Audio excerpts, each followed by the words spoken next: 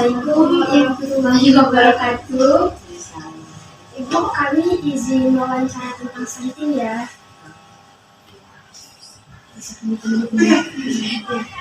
Jadi stunting itu apa sih, Bu? Kalau stunting itu, kalau kalian tahu apa stunting? Gagal pertumbuhan dan perkembangan pada anak, sehingga anak tidak sesuai antara umur dengan keadaan pendek, kan? Nah, dikatakan stunting juga dia disertai dengan penyakit kronis yang menahun, kan? Nah, terjadi gagal terhadap pertumbuhan dan perkembangan pada anak. Itu stunting. Faktor-faktor yang mempengaruhi stunting itu apa aja? Makanya itu banyak faktor. Dari ibu kenapa di sini ibu hamil ditekankan sekali, terutama pada calon pengantin. Dipersiapkan dari remaja sebenarnya. Remaja jangan anemia, cukup pakai tambah dada. Kemudian dipersiapkan pada saat chatting sama pengantin. Dan pengantin itu sebaiknya alangkah bagusnya 3 bulan sebelum itu konsumsi asam folat. Tujuannya adalah mencegah nanti kalau hamil cukup nutrisi, protein semuanya cukup. 1000 hari pertama kehidupan. 1000 hari pertama kehidupan itu selama masa kehamilan 270 hari, 730 hari di balita, balik bayi di bawah 2 tahun, balita namanya. Nah, makanya dipersiapkan ibu hamil cukup nutrisi, protein, tablet tambah darah semuanya. Jadi kalau itu kita persiapkan dari awal untuk menjurus ke stunting itu enggak gitu. Persiapkan dari kecerdasan anak terbentuk semenjak dalam kandungan si ibu gitu. Dari ibunya dipersiapkan nih, dari masa remajanya kalian tablet SM-nya dapat, kebutuhannya dapat, jadi nggak gitu. Jadi di saat kita mau melahirkan, menyusui, cukup semua kebutuhan kita saat hamil. Terus kalau cara mencegahnya itu kan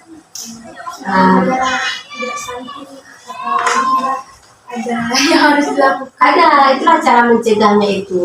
Faktor cara mencegahnya itu persiapkan ibu hamil itu kita persiapkan 1000 hari pertama kehidupan itu sangat perlu dengan cukup makanan, kemudian protein, gizi, nutrisi dan yang lain semuanya gitu. Tablet tambah darahnya, kalsiumnya kita persiapkan sehingga bayi yang lahir itu sempurna, sehat dia.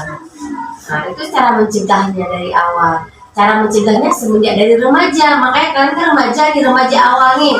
Persiapkan dari sekarang, tablet SF-nya dapet, makannya teratur gitu.